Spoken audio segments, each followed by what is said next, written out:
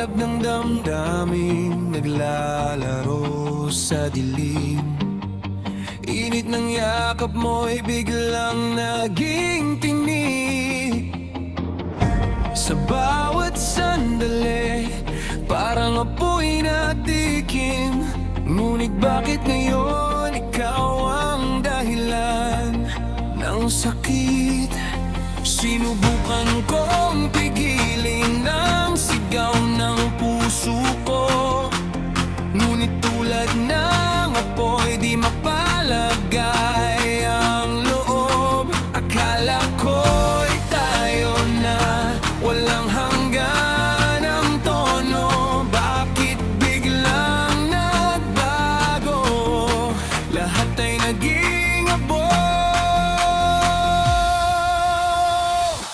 Apoy ng